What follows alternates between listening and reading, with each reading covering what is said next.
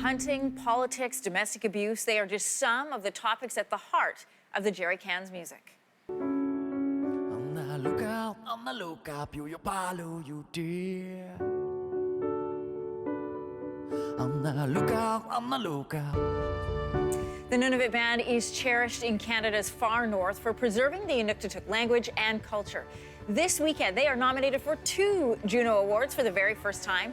Band members Andrew Morrison and Mediwake are with us in studio. Welcome and congratulations. Thank you. On the nominations. 2 Juno nominations. What does this mean to both of you?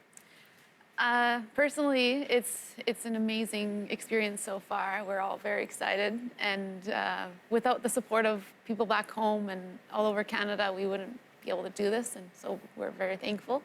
As a band, it means one thing. As in someone with Indigenous heritage, it must mean something else. It does, for sure. It's been a long journey trying to get to where we are now, and it's awesome. It's rewarding to be able to be nominated for the Junos.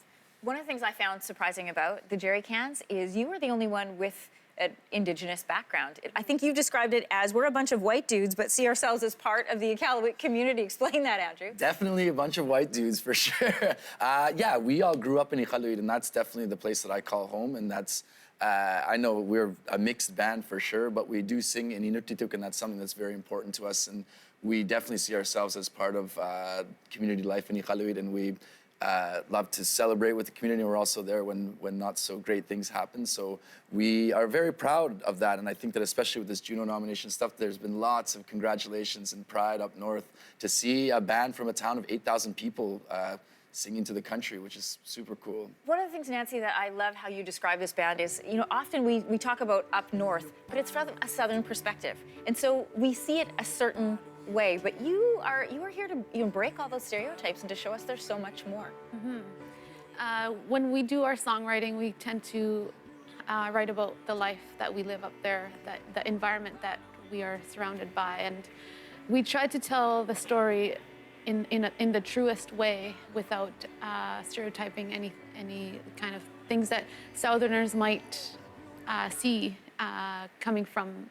You know, a lot of the things that they see is usually from the news, and a lot of it could be negative, or like people still come up to me and ask me if we live in igloos or things like that Right. are completely, you know, they throw me off. But yeah, we do try to tell our story in a truthful way, for sure. I'm just picking up on something you said. Is that how you refer to people who live outside of the territories as Southerners? Southerners, yeah. yeah. Really?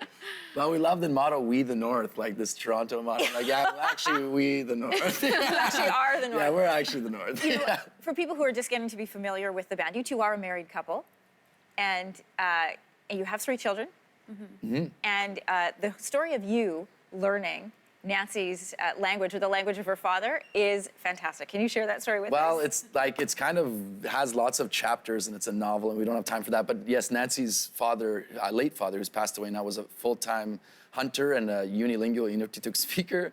And so the hunting aspect of it really encouraged me to learn Inuktitut, because he owned several rifles, and we had a great relationship, and he would take me out hunting, and we would go for 2 weeks at a time, and we were either speaking Inuktitut or not speaking at all. And that was, I always tell people, if you want to learn another language, find in-laws, if you want to impress your in-laws.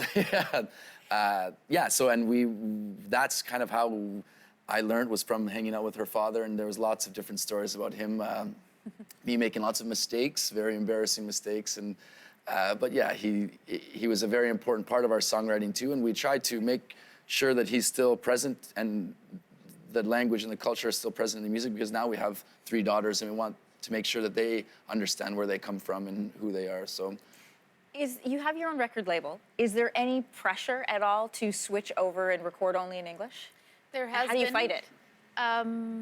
When we first started looking for record labels, it was often we got denied because, you know, we're not singing in English. Mm-hmm. And if we want like radio plays, they tend to want English content in the songs. And with the record label, we very strongly say we're gonna do this in Inuktitut, in my language. And I always tell people this, but it's the best way I can express myself, obviously. And it's something we're very passionate about, and we want to continue doing it in Inuktitut and try to get, Inuktitut or Indigenous languages to be recognized in the mainstream media. Well, 2 Juno nominations. You guys are well on your way. Congratulations again. And if you are in the Toronto area, you can see the Jerry Cans tonight at the Mod Club.